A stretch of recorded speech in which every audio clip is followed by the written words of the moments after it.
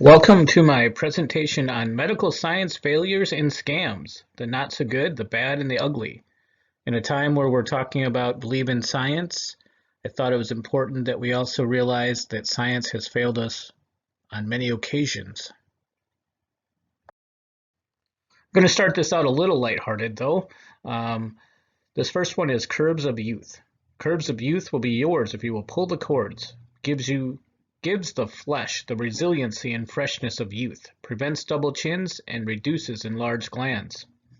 The fine print that you can't really see in the picture does claim, though, that this is the only mechanism producing a concentrated and continuous massage of the chin and neck, dispelling flabbiness of the neck and throat, restoring a rounded contour to thin, scrawny necks and faces, bringing a naturally healthy color to the cheeks, removing lines and wrinkles. And guess what? You can get it for $10.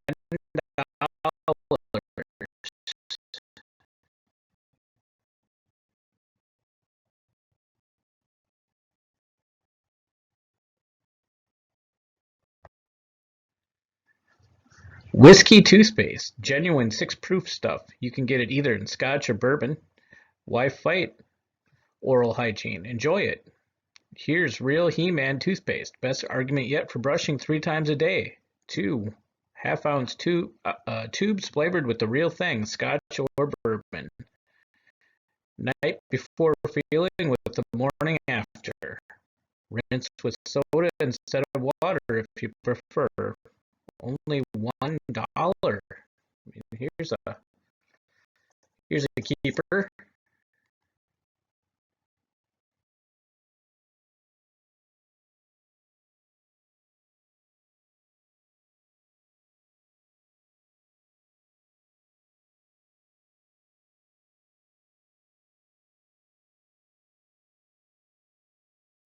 This next product is Hamlin's Wizard Oil, a cure-all in a bottle. Hamlin's Wizard Oil Company began manufacturing in Chicago, Illinois in 1861. The back of the box reads, an important and useful household remedy for soothing, counter-irritant relief in muscle aches, pain, stiffness of neck, shoulders, backsides, and limbs due to overexertion or exposure. Eases the pain of minor strains, sprains, minor frostbites, mild sunburn, and non-venomous insect bites and stings. Also useful for soothing counter-irritant effects of minor head colds, simple headaches, and simple neuralgia. It was made by former magician John Austin Hamlin and his brother Lysander B. Hamlin. I would recommend external use only, as it is made with alcohol, ammonia, chloroform, sassafras, cloves, and turpentine. On a more serious note, we're going to start off talking about Luigi Galvani. Luigi was an Italian physician, physicist, and philosopher. In 1780, he discovered that the muscles of a dead frog twitched when struck by a spark. This led to a new understanding of muscle movement and ended the theories that movement in muscles was created by air or fluid. Galvani's work was checked by Volta, and his investigations into electrical impulses led to the invention of an early battery. Unrelated to medicine in any way is the fact that Mary Shelley, the writer behind Frankenstein, cited Galvani's work as a source behind her novel. Galvani also has a crater on the moon named after him.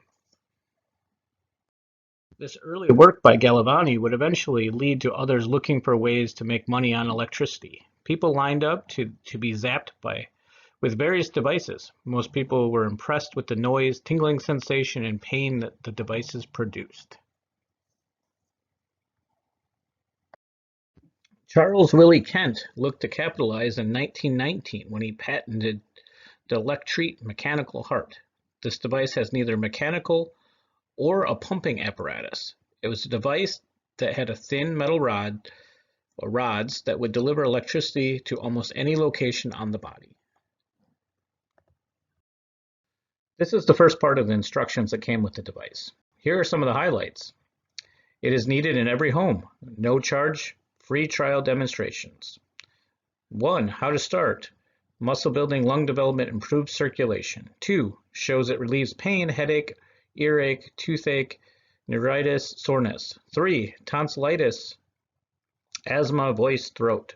4 shows how it helps with chest pains. 5 helps it it breaks up congestion and helps with backache. 6 used for regulating internal organs, stomach, indigestion, bowels, and constipation. Number 7, nervousness, liver, kidney, and spine. And number 10, shows a person with their feet in a bucket of water. I'm not an expert on electricity, but this does not seem like a good mix.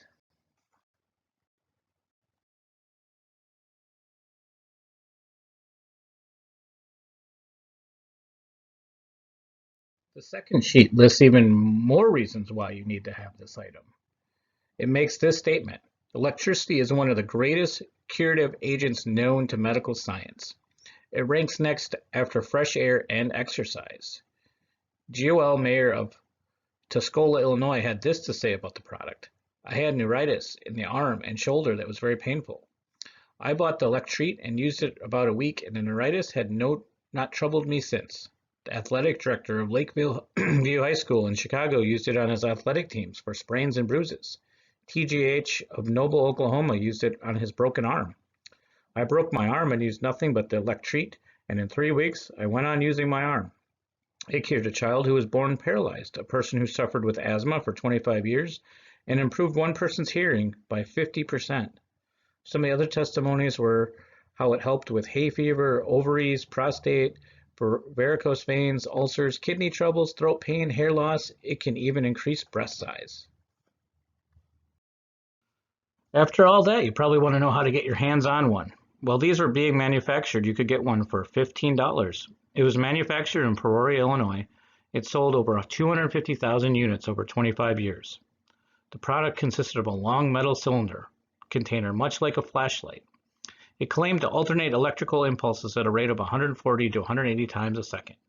According to its claims, it caused muscular tissue of the human body to relax and contract for beneficial results. It delivered electrical current through the round end. On April 2, 1940, the United States Attorney of Western District of Missouri filed suit claiming that the product was misbranded. The booklet was false and misleading.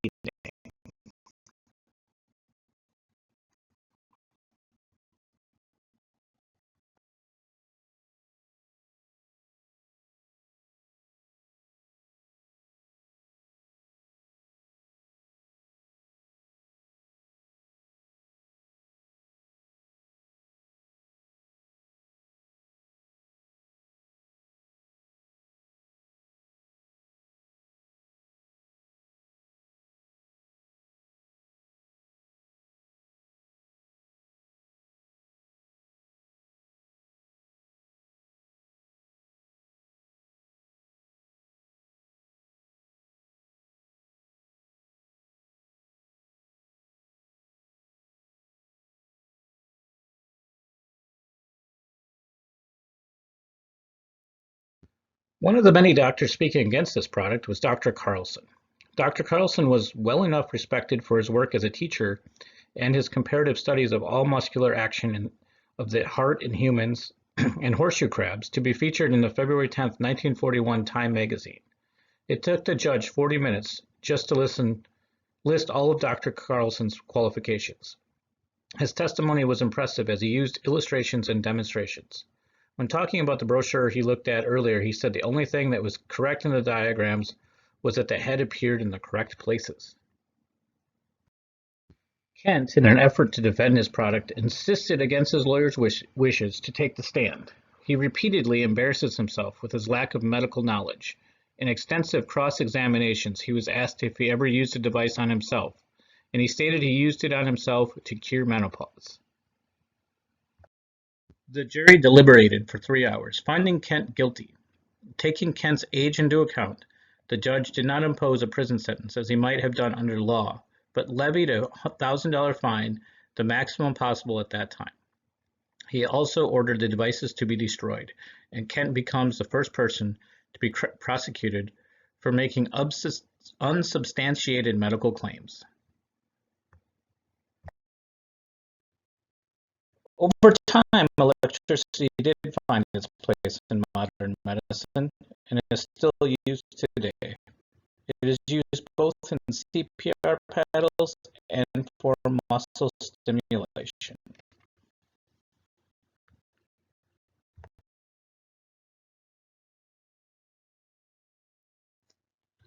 Animal magnetism was a name given by the German doctor Franz Mesmer in the 18th century to what he believed to be an invisible natural force exerted by animals. He believed that the force could have physical effects, including healing. More specifically, he believed that there was a universal magnetic fluid and that he had the ability to control it. Let's look at Dr. Franz Mesmer's last name. Mesmer used a technique that was a form of hypnosis and would be known as mesmerized. Where did Mesmer get his ideas for this? In 1974, he worked with Maximilian Hell. In only the bizarre world that we live in would Maximilian Hell be an astronomer and ordained Jesuit priest. Father Hell was actually born Rudolf Maximilian Hall, but changed his name to Hell.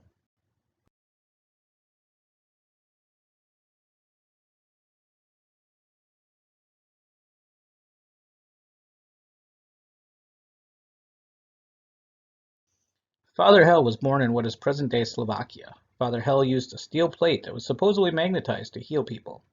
Hell was fascinated by magnetism, but it was Mesmer that took this idea and turned it into a business. Again, Father Hell is another scientist with a crater on the moon named after him.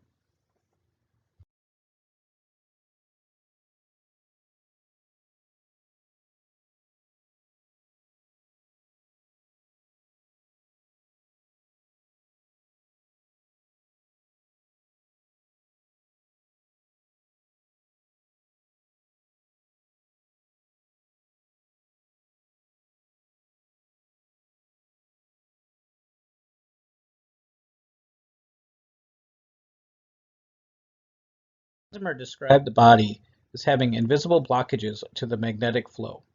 Of course, his therapies fixed that disruption.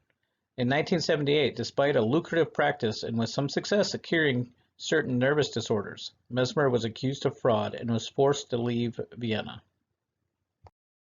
Mesmer moved his practice to Paris. Here he had patients sit in a tub of fluid and would touch them with what he called magnetized rods. He would also magnetize a whole tree and then would hang ropes from it for people to hang on to for group treatments. Mesmer gained favor with King Louis XVI until 1784, when his flamboyant displays and arrogant demeanor caused him to lose favor with the king. The king ordered Mesmer's work to be evaluated. Part of the evaluation committee was none other than Ben Franklin. Franklin looked into Mesmer's work, and his opinion was that it was ineffective and dangerous. This did lead to a fall in public interest in Mesmer. Where did all of this lead? To start with, Mesmer lived to the age of 85, which during the 1700s was a very long time, considering the life expectancy during that time was 49. There are still large markets for magnetic products, as it is estimated that $300 million a year is spent on magnetized medical products that don't even have enough magnetic power to penetrate the skin. Doctors do use electromagnetic field therapy to help with bone healing and even depression. This is an intense electromagnetic energy pulse that signals at a subcellular level to stimulate chemicals in the cell to repair damaged tissue.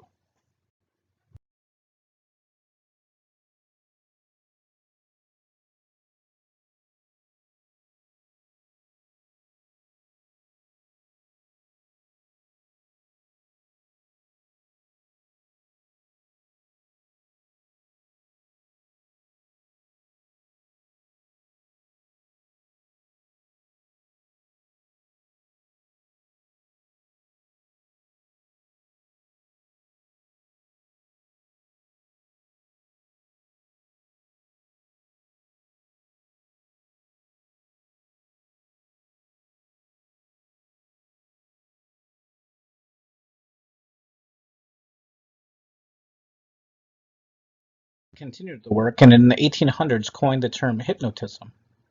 Hippos is the Greek god of sleep. Braid laid the foundation for hypnotism that is still in practice today. Hypnotism is used to cure phobias, smoking, aid in weight loss, boost confidence and self-esteem, and even to cure irritable bowel syndrome. Next up, we have the healing touch, also sometimes called the laying on of hands. There are many people throughout history that believe they could heal just by touch, and even some yet today to make that claim. King Edward the Confessor was one of these men. He became the King of England in 1042. He was a very humble king and one that did not live extravagant. He was responsible for building the Westminster Abbey, where he was buried after his death in 1066. You might wonder how one gets the title of confessor. A confessor is a saint who suffers from his faith, but is one step short of a martyr. Edward suffered for his faith by resisting the temptations of the world. For anyone that supported King Edward, they would tell you he was deeply religious, patient, and peaceful ruler who resisted war and revoked unjust taxes. King Edward also believed that his royal line and his faith gave him the power to heal. He even had a specialty in his healing in scrofula, also known as King's Evil, an infection on the lymph nodes in the neck. It all started one night when a woman with a swollen neck dreamed that King Edward would heal it by washing her neck. She put in the request and King Edward agreed to wash the area. As he rubbed the area, the skin ruptured and all kinds of fluids gushed out, including a population of worms. Once the worms were gone, the wound healed and the legend of King Edward the Healer was born. Touch was inherited and was supposed to show the right to rule was God-given. The tradition continued for nearly 700 years until the reign of Queen Anne. Not everyone believed in his ability. King William III of England was a very reluctant healer. When he would perform his lay on hands, he would utter the following, "May God give you better health and more sense."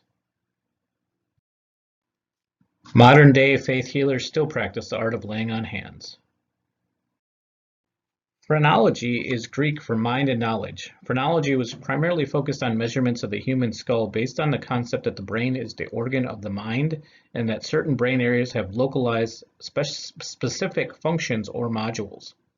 This was very popular from 1810 to 1840. The picture presents how the brain was diagrammed. Dr. Franz Gall was the leader in this field. Based on his observations of the skull sizes and facial features of his classmates, Gall developed a theory of organology and the method cranioscopy. Gall believed that the mind was a collection of independent entities housed within the brain. By measuring the head, he can determine the mental and moral facilities of the person. Gall would measure the head and feel for bumps and depressions in the skull. Through these measurements, he could determine a person's ability in many areas. For example, recollection of people, mechanical ability, talent for poetry, love of property, hope for the future, parental love, and even murder instincts. Employers began to require this test to be done in what was called getting your head examined. This method became popular around the world and even reached the United States. Thomas Edison discovered his talent for being inventive after having an examination. It was not all a waste of time because it did help bring in modern brain knowledge that does show that the brain does have isolated regions, but not isolated organs. It also helped bring in what is modern-day psychology. Blood circulation. William Harvey published a book in 1628 called On the Motion of the Heart. The 72-page book, printed on cheap paper, essentially stated the heart was a pump that circulated blood. Of course, something so bold as your heart being a pump was not going to go without some negative reactions. Most of the negative reactions were because it violated the very laws of God and nature. At that time, the writings that were followed were from a 1400s Greek physician named Galen. Galen wrote that blood was circulated in the liver, and it went through the veins to the edges of the body where it disappeared. The heart was tied in with the spiritual force. Arteries carried air and the spiritual force. Galen was so revered that anyone that challenged him was a fool and a heretic. Back to William Harvey, who first believed that the heart was a pump. He died in 1657. He was 79 at his death, but if he could have lived 4 more years, he would have seen Marcello Malafigi discover capillaries, the one piece of the heart being a pump puzzle that was missing. Trephination, a medical science that dates back to as far as 6500 BC. It essentially is the drilling of a burr hole in the skull.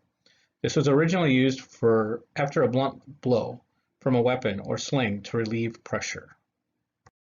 Still, a group of people believe that drilling a hole in the head will increase brain function. Some people believe it will help to return a person back to a childlike state of consciousness. In 2000, two men from Utah were prosecuted for performing a trepanation on a woman to treat her chronic fatigue syndrome and depression. Both men were charged performing medicine without a license. To make matters worse, the procedure was filmed for TV show, which did broadcast the footage, with most of the procedure blurred out. Bloodletting has been in practice for over 3,000 years in cultures around the world. In its earliest form, it was believed that it would release evil spirits from the body. Bloodletting was believed to help cure the following: acne, asthma, cancer, coma, convulsion, diabetes, epilepsy, gangrene, gout, herpes, indigestion, insanity, leprosy, plague, ammonia, scurvy, smallpox, stroke, tetanus, tuberculosis, and more, according to a British medical text. How it works depends on what is being cured. For something like epilepsy, they would cut into a vein and drain a pint or two of blood. Female troubles would result in a slice in her ankle. Sometimes the location would be determined by the signs of the zodiac, and oftentimes they would drain blood until the skin around the area was white. Perform bloodletting? Originally, the Greeks and the Romans had physicians perform the task. During the Dark Ages, monks and priests took over the role. In 1163 AD, Pope Alexander III stopped the practice of churches draining blood. Surgeons took over. For hundreds of years, the barber surgeon played this role. From minor surgery to pulling teeth, physicians at that time believed surgery was beneath them. Some even performed amputations with no anesthesia in unsanitary conditions. This practice continued in England until 1744. The red and white barber pole comes from the days when they did bloodletting and surgery. The red stripe was for blood, white was for the bandages, and the pole represented the stick patients would hold on to while the procedure was being performed.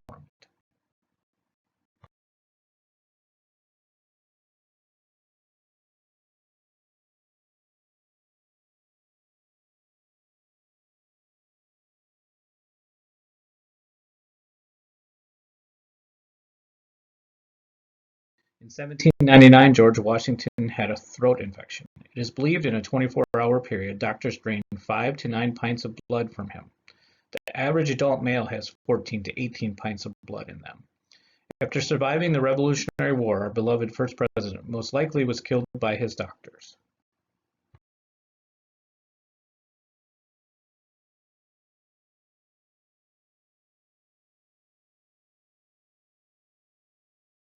This article in the November 20th, 1856 Reedsburg Herald. It says this about Washington: he took cold, slighted the symptoms, saying, let it go as it came. In the morning of the 14th of December, 1799, he felt severe illness and called in his overseer, Mr. Rawlings, to bleed him. He was agitated, and Washington said to him, "Don't be afraid." When about to tie up his arm, he said with difficulty, "More."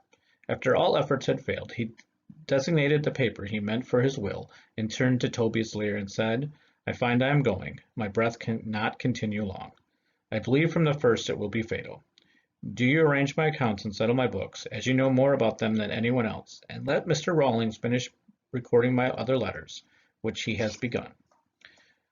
Between 5 and 6, he said to his physician, Dr. Crank, "I feel my going. You had better not take any more trouble about me, but let me off quietly. I cannot last long." Shortly after, again, he said, "Doctor, I die hard, but I am not afraid to go. I believe from my first attack I should not survive it. My breath cannot last long." After 10, he made several attempts to speak to Mr. Lear, and at last said, "I'm going. Have me decently buried, and do not let my body be put into a vault in less than 2 days after I am dead." Lear bowed assent. He looked at me again and said, "Do you understand me?" I replied, "Yes, sir." "'Tis well," said he, and this was his last words, "'Tis well." Just before he expired, he felt his own pulse, his hand fell from his wrist, and George Washington was no more. I had to read the whole thing as I found the article fascinating, but the part that I want to focus on is at the beginning, where he called his overseer, Mr. Rawlings, to bleed him. This does make it appear that George Washington believed that bleeding was his only option to getting better. 2 lines later, it says that he was about to get tied up, which I take to mean he was going to stop the bleeding. George Washington says more, meaning that George Washington himself allowed himself to be drained of almost all of his blood. Our first president and one of the most notorious presidents died from blood loss, that he himself requested to be bled from his body. "'Tis well," were his final words.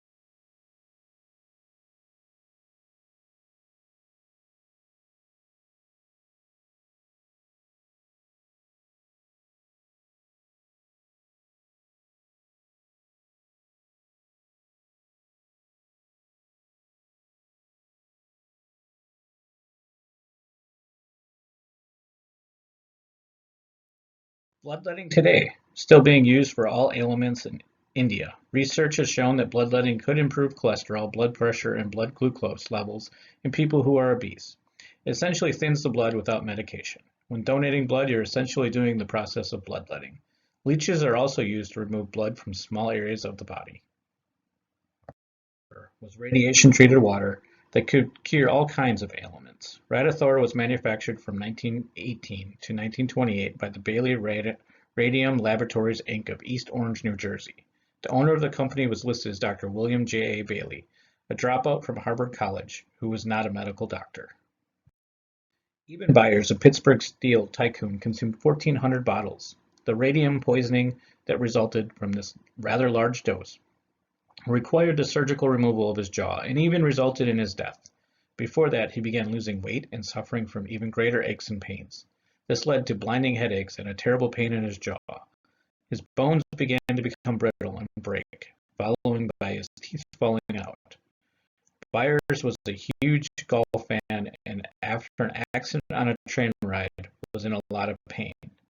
After many doctors were unable to help him, he turned to radium.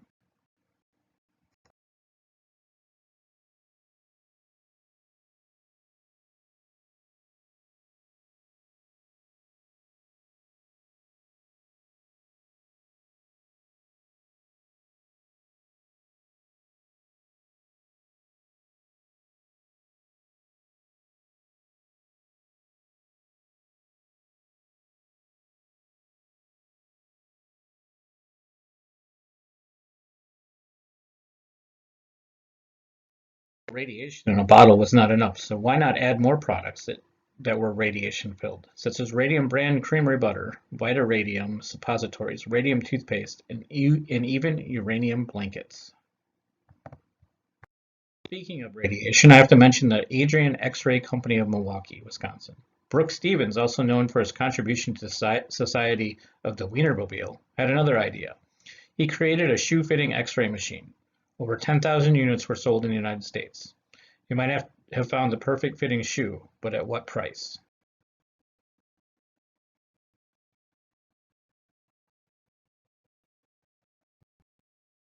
1894, the Bayer Company was looking for a drug as effective as morphine, but without the addictive qualities. Heinrich Dresser, a company chemist, developed diacetylmorphine.